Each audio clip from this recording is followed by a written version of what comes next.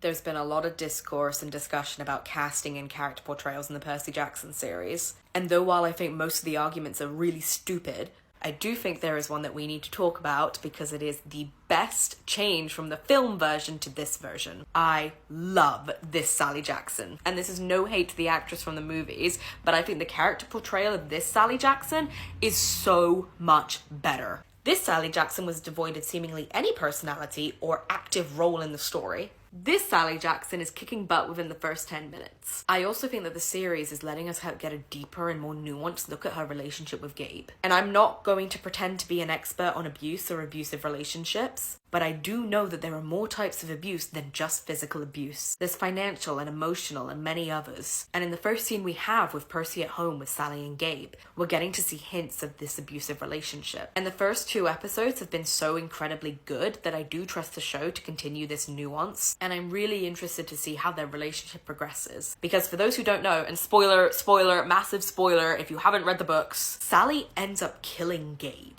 She uses Medusa's head to petrify him, and she sells this sculpture of Gabe to get herself through college and buy herself a new apartment. And in the first episode, and in just the slight glimpse we got into the relationship, I can't see this Sally doing it, but I can see her progressing to that level. I cannot for even a second see this Sally doing that in any capacity. Potentially if the movies had a chance to progress her character, but even then, she wasn't much of a character as she was more of a mother figure. So this is just a very quick but very needed Sally Jackson appreciation post. Because I loved her character in the books, and I loved her progression, and I loved how protective she was of Percy and how fearless she was. And I'm glad that it is finally being portrayed correctly.